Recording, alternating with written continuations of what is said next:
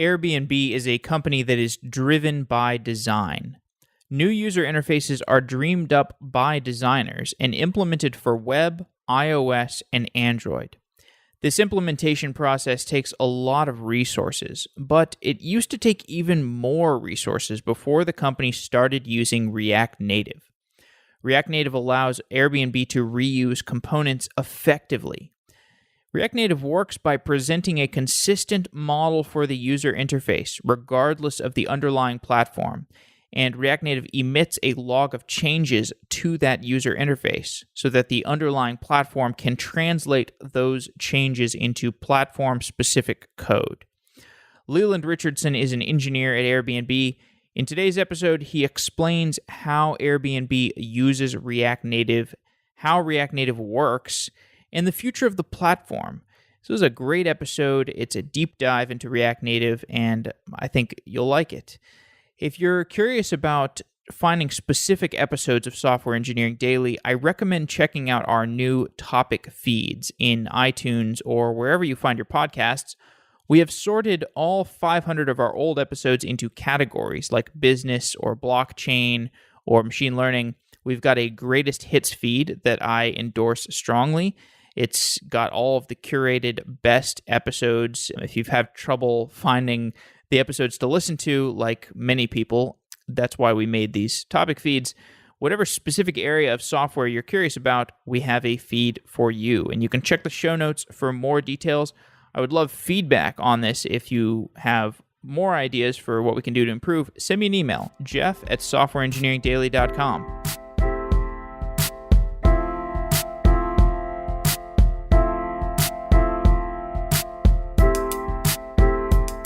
An in-house team of engineers spent thousands of hours developing the Casper mattress. As a software engineer, you know what that kind of development and dedication is like. The result is an exceptional product, one that you'd use and recommend to your friends.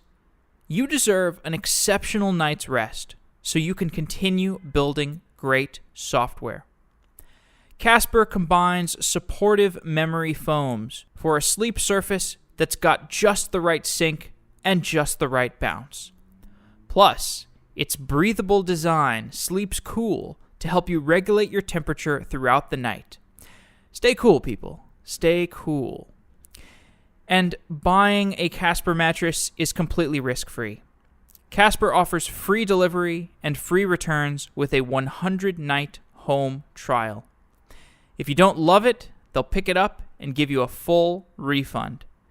Casper understands the importance of truly sleeping on a mattress before you commit, especially considering that you're going to be spending a third of your life on it. Amazon and Google reviews consistently rank Casper as a favorite mattress. So try it out, get a good night's rest, and upvote it yourself today. As a special offer to Software Engineering Daily listeners, get $50 towards any mattress purchase by visiting casper.com/sedaily and using code SEDaily at checkout. Check out casper.com/sedaily, reward yourself with a great mattress and a great night's sleep, and use promo code SEDaily at checkout to get that $50 towards a mattress purchase. And thanks again to Casper.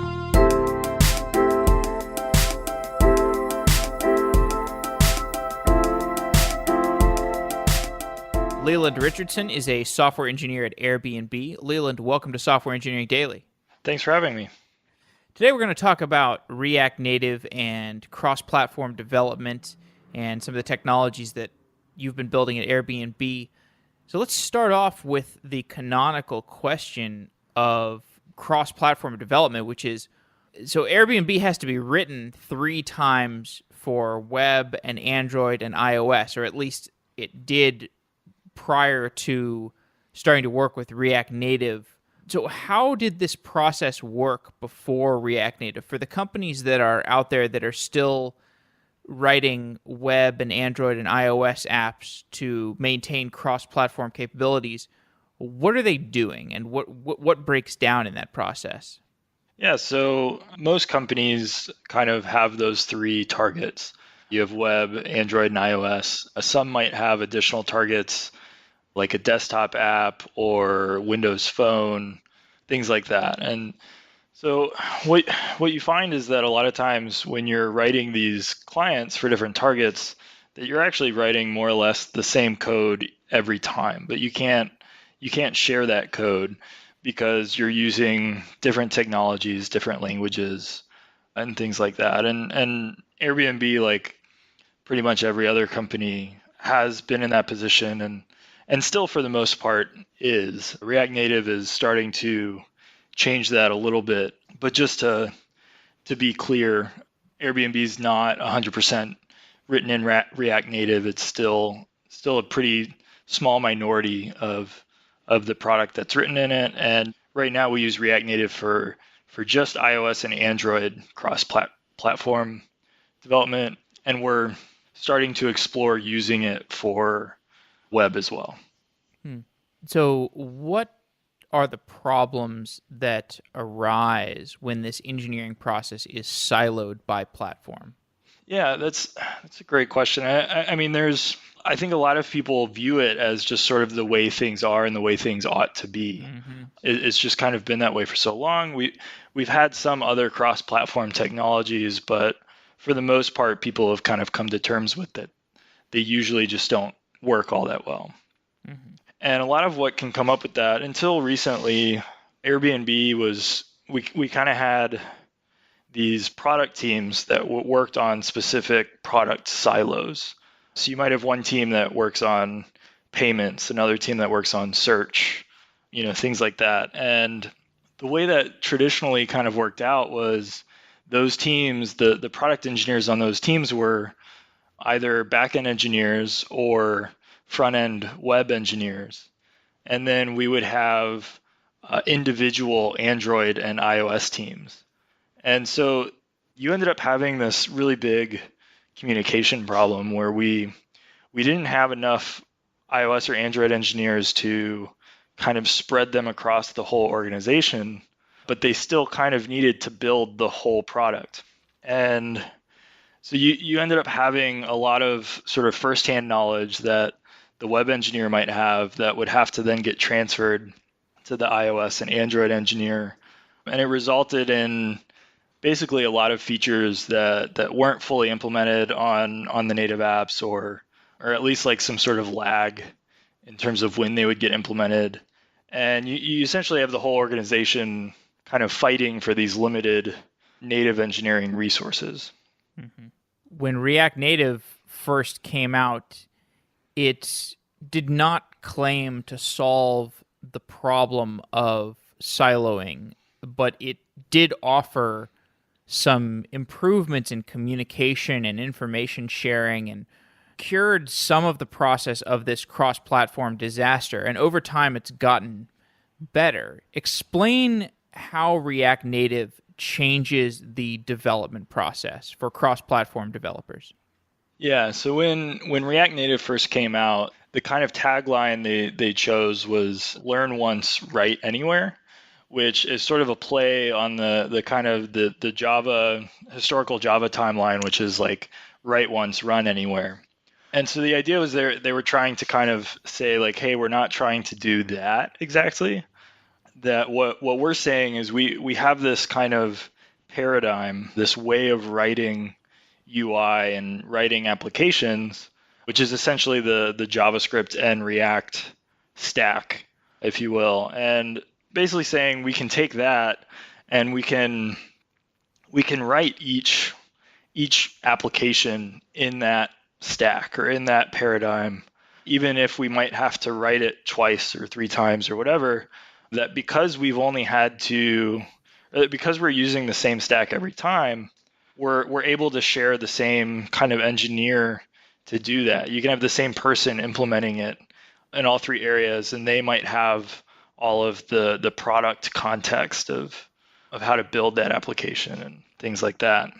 And so initially that was kind of the selling point.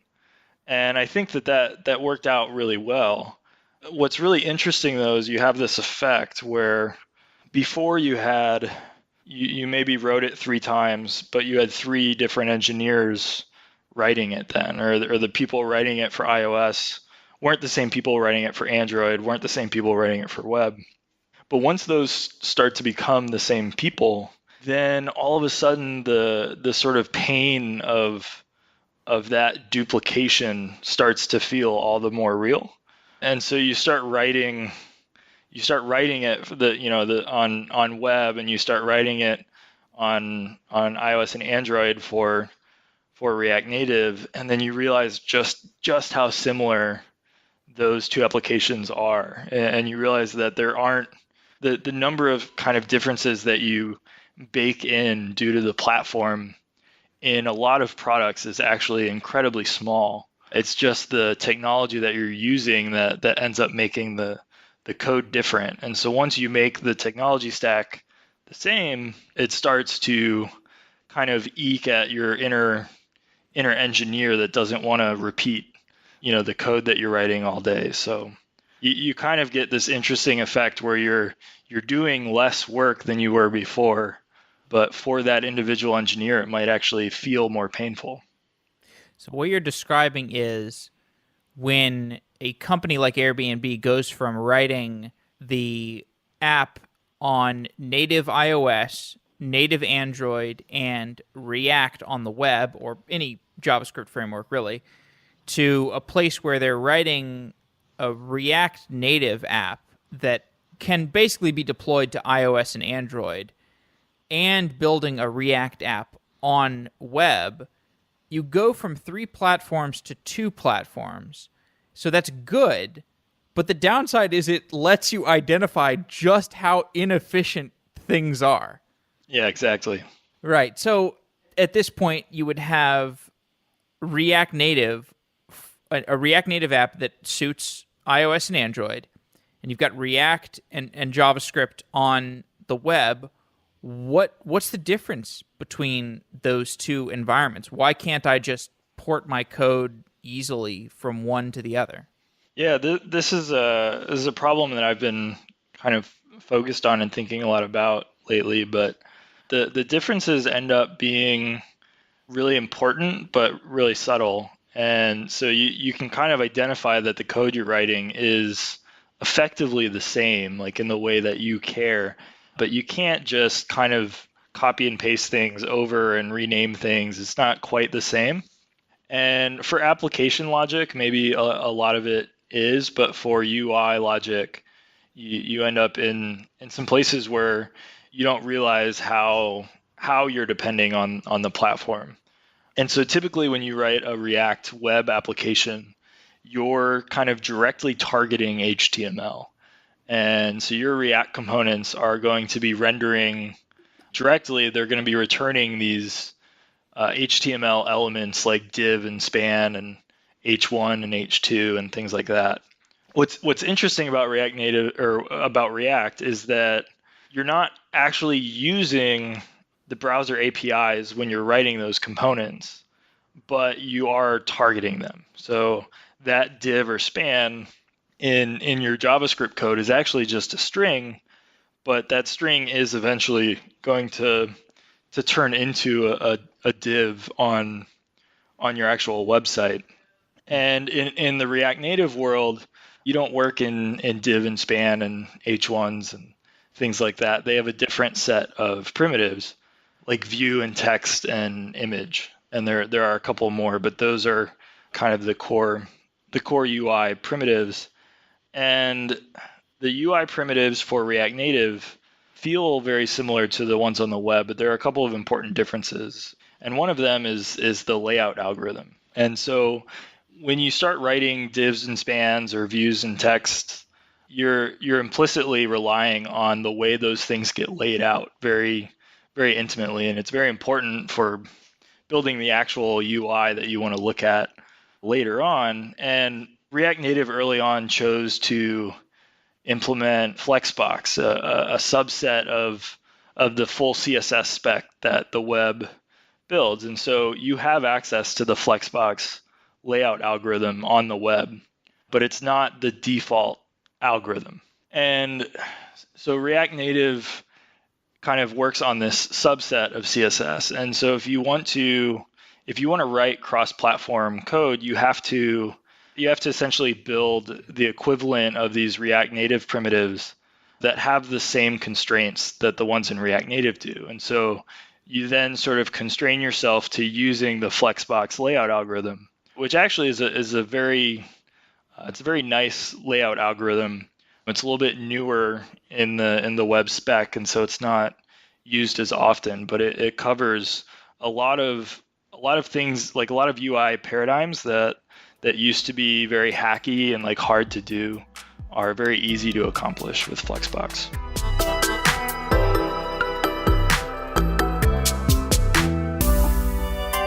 Simplify continuous delivery with GoCD, the on-premise, open-source, continuous delivery tool by ThoughtWorks. With GoCD, you can easily model complex deployment workflows using pipelines, and you can visualize them end-to-end with its value stream map. You get complete visibility into and control of your company's deployments. At gocd.io/sedaily, you can find out how to bring continuous delivery to your teams. Say goodbye to deployment panic and hello to consistent, predictable deliveries. Visit gocd.io/sedaily to learn more about GoCD. Commercial support and enterprise add-ons, including disaster recovery, are available. Thank you to GoCD and thank you to ThoughtWorks. I'm a huge fan of ThoughtWorks and their products, including GoCD, and we're fans of continuous delivery. So check out gocd.io/sedaily.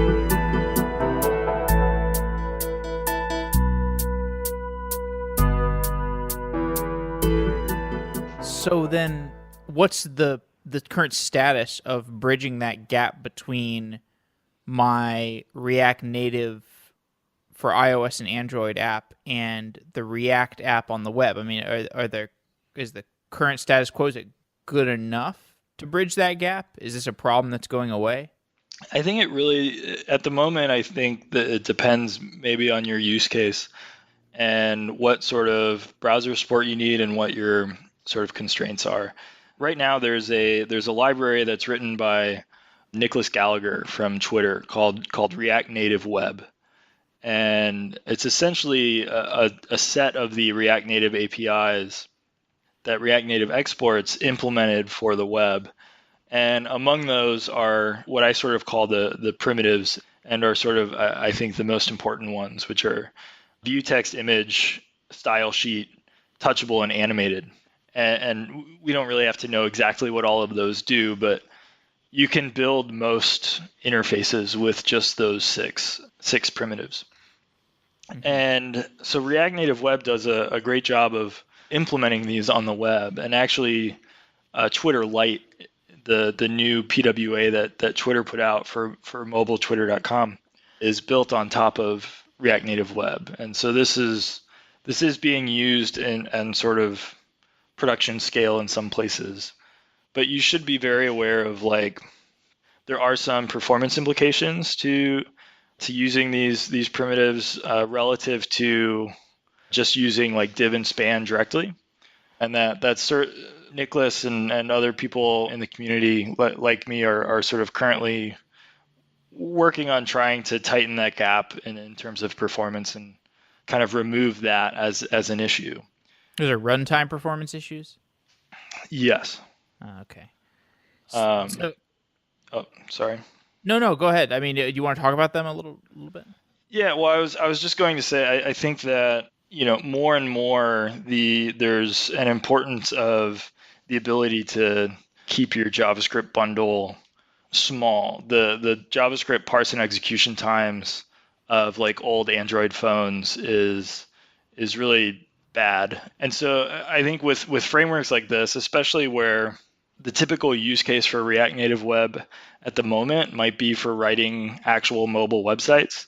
And so it's pretty relevant to keep those times as fast as possible. And so I think that there's still a lot of improvement that can be made there, but I'm pretty excited for where it's headed. So to clarify what we're talking about here, I think we should go into a discussion of React Native APIs and what that actually means. So there's all these different APIs that you can use in React Native, and I know that you wrote a script to find the most frequently used APIs, and I know you found that these 7 APIs that you mentioned were the top ones, and they accounted for something like 85% or something. But I guess before we go there, we should talk about what that even means. What is a React Native API? Yeah, there's a JavaScript library called React, which is one of the dependencies of React Native. And so React Native and React are not like siblings of one another. React Native is kind of an all-encompassing framework, whereas React is just a JavaScript library that React Native itself depends on. And so you can look at React Native as a set of APIs that you can use in JavaScript to target like native apps. And so the actual JavaScript that's running is run in a JavaScript virtual machine that's actually running on your device, like in the app. And that JavaScript is then communicating with like simple message passing across what we call the bridge in React Native from the JavaScript context into the native context. And that communication layer kind of amounts to all of the APIs that you would typically need to build a mobile app.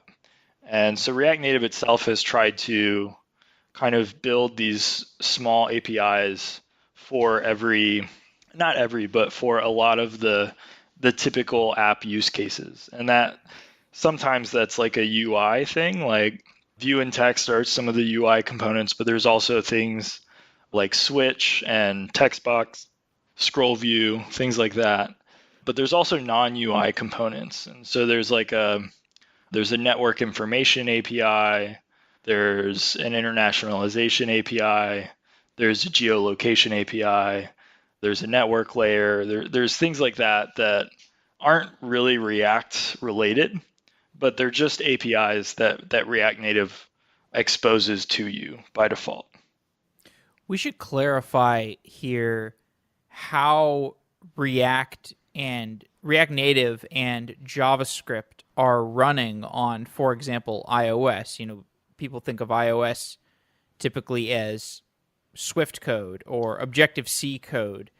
And for React Native, there is this bridge to getting to be able to interoperate with an iOS app, for example. And we've done a lot of shows about this, so people can listen back if they want to hear about this discussion in more detail. But maybe you could give an overview before we go back to the React Native APIs in particular.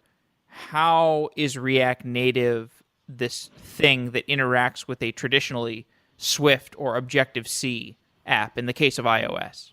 Yeah, sure. So on iOS, it's actually pretty easy. The Apple actually includes in the operating system a JavaScript core API. And so when I say JavaScript core, what that is a JavaScript virtual machine, a JavaScript runtime that Apple has made on top of WebKit. And so that's packaged with the operating system. So if you're writing an app, you can like instantiate an instance of JavaScript core, and you can inject JavaScript code into it, and it will run. And that's essentially entirely how React Native works. They've built what we call the bridge, which is essentially just a message queue, a bidirectional message queue across this JavaScript core interface, where you can inject objects into or messages into the JavaScript runtime, and then the runtime can pass messages back to the native runtime. And they've essentially created a very lightweight protocol to turn those messages into actual commands that result in UI and in things being drawn to the app and doing actual native things. So when I write a component for React Native, what's happening is that component is getting, I guess, processed by that JavaScript virtual machine, and then it's passing messages over that bridge to the native code, I guess. Yeah, so this is actually, I think, one of the more innovative kind of pieces of the React JavaScript library that maybe people don't quite get if they're just casual React users. So React is a way of like building up your application as a set of components that are essentially functions that take in a set of props, like some data, and then output a description of what the corresponding UI might look like provided that data. And it's important to understand that that like literally is just a description. So it's not the actual UI. And so it's just turning this UI into serializable data. And then the React library looks at that data. And so this data, a lot of people refer to it as the virtual DOM. And so the React library itself looks at any state in time, it looks at this data and compares it to what it looked like earlier and finds the differences. And whenever there are differences, it turns that into a command. So a command would be like create view or update view or add child, remove child, move child, things like that. And so those commands are essentially like a serialized list of instructions. And that kind of works that way in React Web for the browser. But it turns out that these instructions are pretty much generalizable. And so you can instead take these instructions and pass them to an iOS application and have them create UI views and like kind of instrument the view with those instructions instead of browser like DOM elements. It's basically an event log of changes to a UI, and it's basically platform agnostic because you just have this event log of changes that should be made, and whether those changes are being communicated to an Android client or to an iOS client or to a web client or to a VR client, you have the same sorts of operations that you want to do, and you leave it to the underlying platform to translate that event log into actual UI. Exactly. Yeah.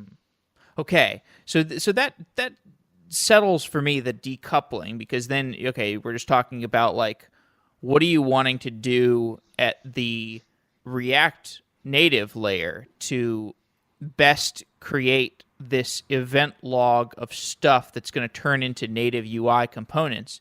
So you've got these 7 fundamental APIs that we're going to build a user interface through. You've got components, layout, interaction, animation, and branching. Wait, I'm sorry. No, those are the I should have said this more clearly. Okay, so you've got these 7 APIs, and then you categorize them. You informally categorize them as APIs that fall into the category of either components or layout or interaction or animation or branching. These different like kind of adjectives that you want to classify these APIs as. Maybe you could talk again about those 7 APIs and why you classify them in these different ways, and kind of how they fit into these different classifications. And I should emphasize, I think these are informal classifications that you've basically kind of described them as. Yeah. Yeah, and maybe it'd be good. I don't know if we've kind of explicitly said it, but the 7 APIs we're talking about are the APIs that I've kind of dubbed as the primitives. Released a library called React Primitives that has these 7 APIs, and it's important to understand that this library called React Primitives is kind of just an interface. It's just a concept. There's actually in that library there's no implementation. And so what I've tried to identify is that the real trick here is really just identifying what the valuable primitive interfaces are and what that kind of, I mean, like what they actually represent, because React kind of does the hard part of really decoupling this entire like application code from the underlying platform. And so now that we have that decoupling, React Native is a really good example of these core APIs being implemented on two like relatively dissimilar platforms, iOS and Android, but allowing them to achieve like very, very similar results. And all we've done, or all Nicholas Gallagher with React Native Web has done, is created that same interface for the web as another platform. And I think of the web as just another platform. I think that there are many more, some that we may not even have invented yet, but may be invented in coming years, that I think this could be an important concept for. Yeah, and I think one way to illustrate the importance of the concept is that in computer science classes, if you take them in college, or actually if you go to a coding boot camp too, you learn about these core data structures like linked list or array or hash map. And so we've kind of like settled on these core primitives that we use to build application logic. And like those haven't really changed much in a pretty long time. Everybody uses hash maps, everybody uses linked lists. Everybody talks about the trade-offs with these things, but we never really had a good way of talking about UI, like kind of a hierarchy. And it seems like where we're going with, and you know, you identify this well in these 7 APIs. Like these are the 7 API primitives that you're going to build your rich interfaces with. Much like, you know, whatever platform you're building for, you're going to use hash maps. Yeah, that's a really great analogy. Yeah, I think hits it right on the nose. What the way I kind of, you know, came about this is like I don't want to like seem like I'm just this, you know, academic who said I think these are the primitives. In reality, it's React Native that kind of went through the hard work of choosing them, but React Native is massive. So there are like 73 APIs that React Native exports. But when I started building applications with React Native, something kind of emerged from it, which was the realization I created a pretty expansive component library for Airbnb, like roughly like 100 components or something. And I realized that at the end of it, I almost only used those 7 APIs. Like there was very little else that I used at the core like React Native export level. And those APIs end up being view, text, and image, which are all React components that for people listening that are kind of used to the web, you can think of them as loosely corresponding to like div, span, and image. And then the other like kind of really important UI primitive is style sheet, which is essentially the layout algorithm. So you can think of style sheet as a proxy for the Flexbox layout algorithm and as a way for defining styles that end up being passed into these core UI components, view, text, and image. And so those are kind of these like 4 pieces of UI that are really important. Mm-hmm.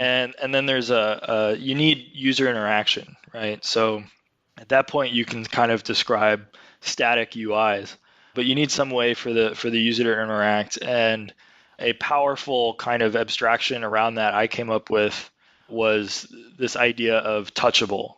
And touchable is like you can I'm actually considering renaming it to pressable, but is just you can in React you can wrap things with this pressable component and then they become interactable. You have things like an on press and an on long press and things like that you can get out of it. Touchable actually has an animated kind of interface to it. So you get this kind of animated effect going from unpressed to pressed. And that is part of a dependency to an API called animated, which is one of React Native's core APIs that is a really, really elegant abstraction around animations that has a declarative interface that works really, really well with React. And so that's an API that I've also chosen to be included because I think animation is becoming more and more of an important kind of primitive part of UI design, and this does a really good job of it, I think.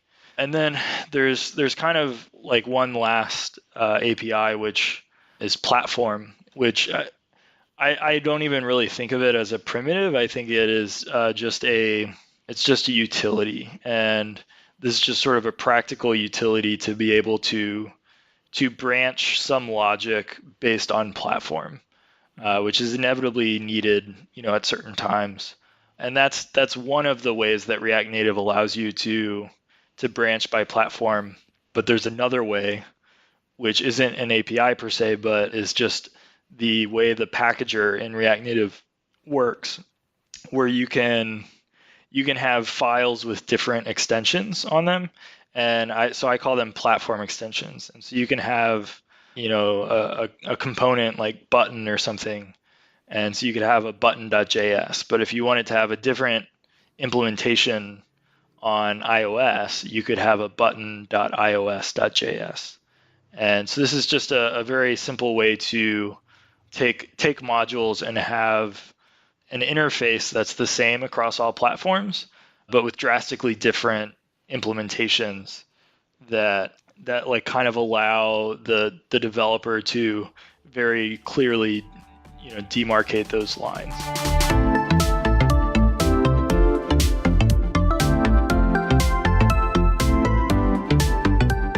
At Software Engineering Daily, we need to keep our metrics reliable. If a botnet started listening to all of our episodes and we had nothing to stop it, our statistics would be corrupted. We would have no way to know whether a listen came from a bot or from a real user. That's why we use Encapsula to stop attackers and improve performance. When a listener makes a request to play an episode of Software Engineering Daily, Encapsula checks that request before it reaches our servers and filters bot traffic, preventing it from ever reaching us. Botnets and DDoS attacks are not just a threat to podcasts. They can impact your application too. Encapsula can protect your API servers and your microservices from responding to unwanted requests. To try Encapsula for yourself, go to encapsula.com/sedaily and get a month of Encapsula for free. Encapsula's API gives you control over the security and performance of your application, whether you have a complex microservices architecture or a WordPress site like Software Engineering Daily. Encapsula has a global network of over 30 data centers that optimize routing and cache your content. The same network of data centers that is filtering your content for attackers is operating as a CDN and speeding up your application. To try Encapsula today, go to encapsula.com/sedaily and check it out. Thanks again, Encapsula.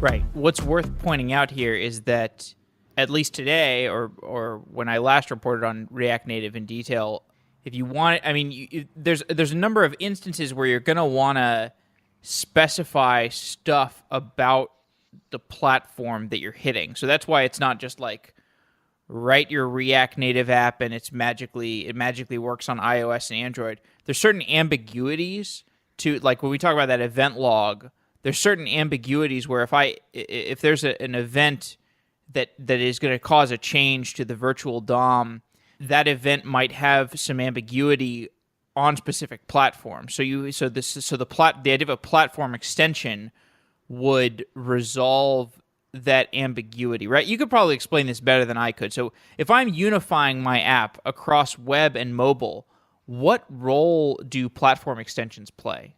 So I think platform extensions are maybe the most important aspect of all of this. I think like the primitives themselves that I've identified are themselves possible only because of platform extensions. And so I'm just choosing an interface that I want to make very clear, and I think it's an important interface. But But basically, I'm choosing that interface, and then the implementation for each platform is completely different in implementation, but the public API is identical.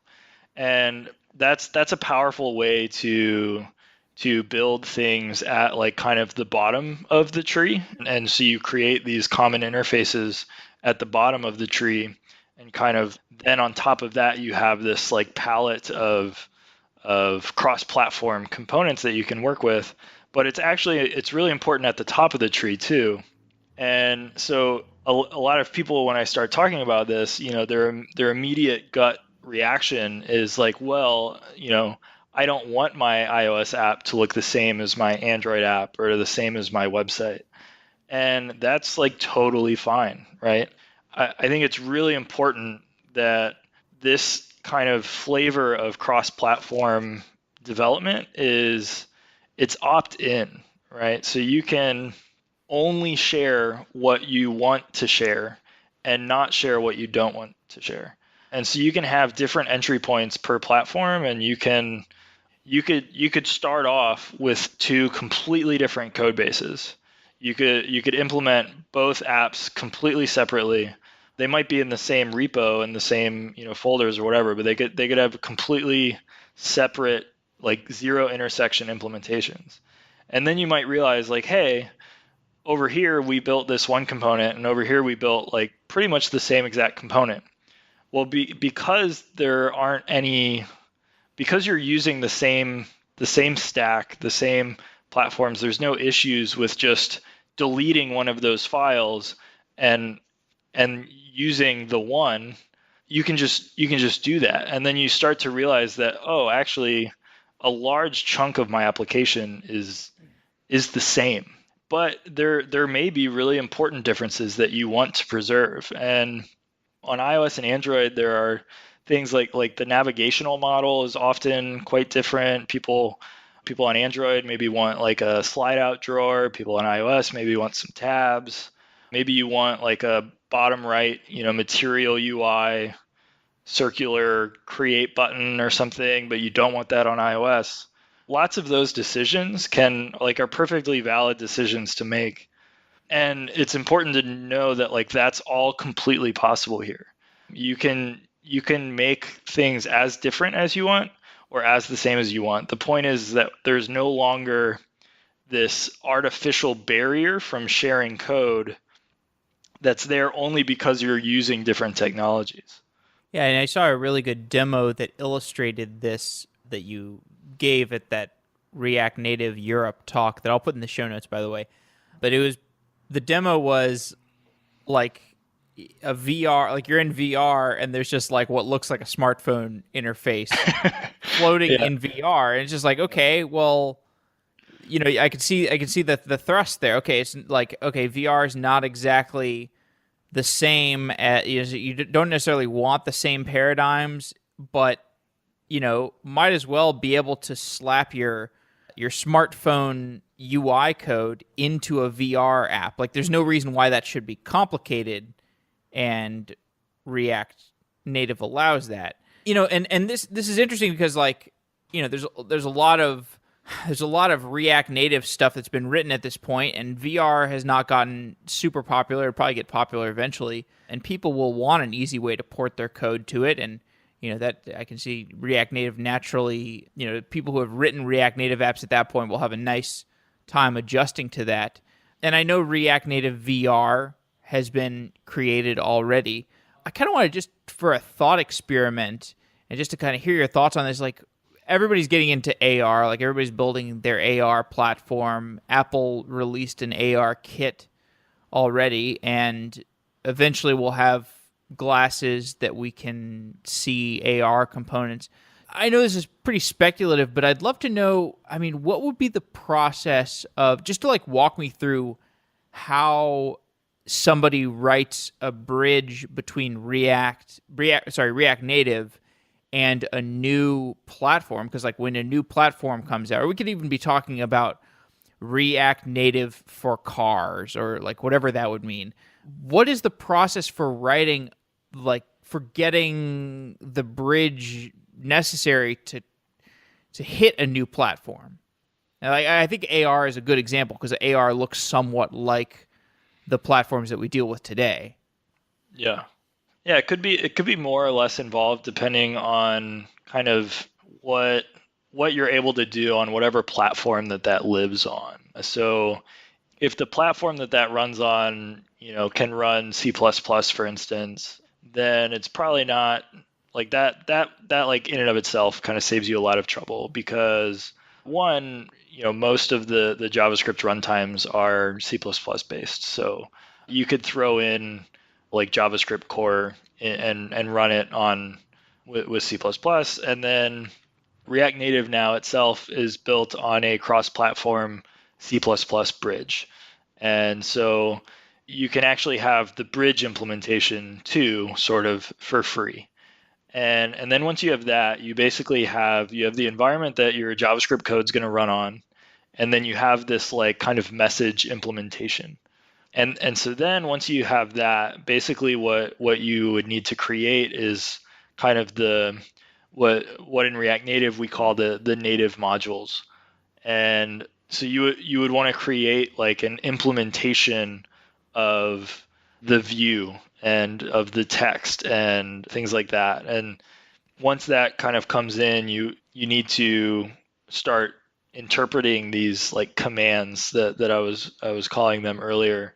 And React Native has some kind of interfaces that are already defined that you would like probably want to implement as well. Like there's one called UI Manager, and that sort of is the React Native like renderer on the native side that kind of starts instantiating views and things like that.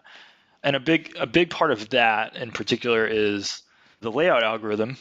And again, this is another thing that's kind of been done for you. So you have Yoga now, which is a C++ library that Facebook has put out, which is the Flexbox algorithm.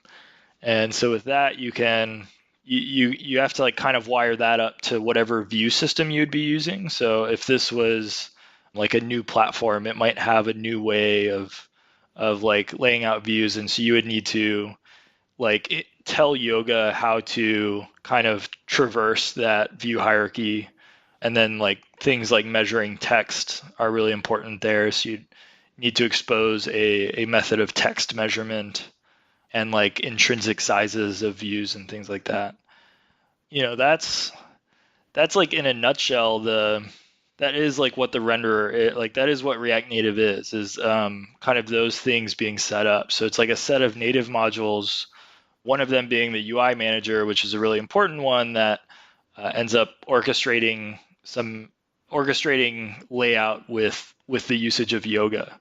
And pretty much all of that, well, like anything below that is like already done for you in C++, which most like environments that you're going to dream up like probably have some C++ capabilities, but like some don't, right? Like so the web is an example of one where we don't really have the ability to run C++. Hmm. But there's like you would want to implement those things on the web, but like Yoga, for instance, can be compiled to JavaScript via ASM.js, and so Right. that algorithm can be run on the web. Which this is how React VR works actually, because Hmm. React VR is actually browser based, and so it uses WebGL and 3JS, but actually runs in JavaScript. So the code that is in React Native, like running with native code, like Objective-C and C++, in React VR land is just JavaScript. Hmm. So the WebAssembly route is where C++ runs, like C++ gets compiled or transpiled, I guess, to this small subset of JavaScript functions, and then that code can run on the browser. So you're saying that's how WebVR works, or sorry, React VR? Yeah, so React VR doesn't use WebAssembly, but it could in the future. It uses ASM.js, which is just a protocol that some browsers implement that if valid JavaScript is written in a certain way, then it will essentially execute it as it'll like kind of parse it as C++. Well, I guess it's not C++.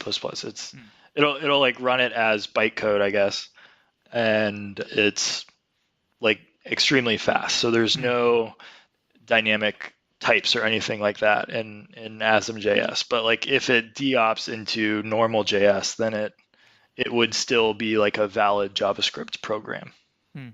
So, it seems like if the requirements for building a good underlying system that React Native can run on top of, the requirements are basically run C++, which is like any operating system. So when we talk about like the future, I mean, it seems like we've basically got a new operating system, right? Like, and it's going to be a cross-platform thing, and it's like cool. Like all of a sudden, Facebook came out with this thing that's good, that's going to sneak up on us and be like the new because they're like right now, like React Native apps is just basically like having to form fit these, the current generation of mobile operating systems that developers are kind of fed up with dealing with this, these two platforms and having to deal with the web also. And it's just like, it seems like React Native kind of cures all of that. So have you thought at all about like what assuming React, and I know you have high hopes for React in the future. I saw that quote about Guillermo Rauch talking about how, we're going to be exploring React Native and React for the next decade, or the remainder of this decade at least. And I mean, so have you thought about like what is the optimal underlying substrate that React would be running on top of? Because surely it's not like this alien operating system that React has to bolt itself onto. Yeah. I mean, it's important like to not underplay the role of like the platform here still. Like I guess like the actual implementations of things like view and text and image and things like that, there's a lot there, right? And so we're actually like React Native is really bootstrapping itself on top of an already like fully rich UI system that that is UIKit on iOS and is like the Android view system on Android and is the DOM on the web and so like those things are not simple and there's still a lot of work going on there. But I think it is a really compelling kind of line to draw in the sand where like you could be a company that said like, hey, we're gonna like build as much as we can kind of above this line with this interface. And I think that could afford a company a lot of, it's kind of like a nice hedge. Like if you want to enter into a new platform, all of a sudden it's maybe not that hard, right? Like if you want to make a play in like the VR space and you like actually didn't have to rewrite a bunch of your application to do that, but you could rewrite like a very select portion that you wanted to kind of utilize the new features of that platform. That's a really compelling story, I think. And if there's something new comes along that like kind of changes things dramatically and like looks like it could be the future, but you're not sure, it's really nice to not have to feel like you're really clinging on to this platform of the past, and that you could just build these primitives, so to speak, and kind of already have this pretty rich experience to start off with, like relatively small investment. And that I don't think that's like the reason to use React Native or React primitives or whatever, but I think that's like a really interesting aspect of it. Okay. Well, it's been really fun talking to you, and we barely scratched the surface of the stuff I wanted to get to. Like, there's a lot of other material people might have seen or heard about this thing, React Sketch app, that we didn't get to today. And I know you've also I'm sure you could have said some interesting stuff about GraphQL, but people can check out that stuff in the show notes, and maybe we can do another show in the future. This was really fun. Yeah, sure. I mean, I'm happy to talk anytime about those things. There is probably another show's worth of stuff there. Absolutely. Cool. Well, Leland, thanks for coming on Software Engineering Daily. Yeah, thank you very much, Jeff, for having me. It was fun. Okay, great. Don't let your database be a black box. Drill down into the metrics of your database with 1-second granularity. Vivid Cortex provides database monitoring for MySQL, Postgres, Redis, MongoDB, and Amazon Aurora. Database uptime, efficiency, and performance can all be measured using Vivid Cortex.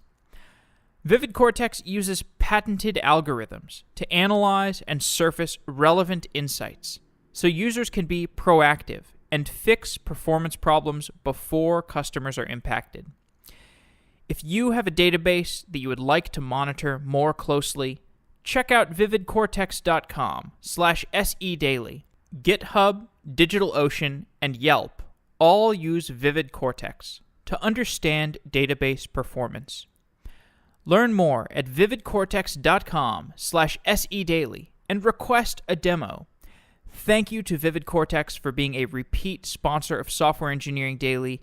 It means so much to us. Wow!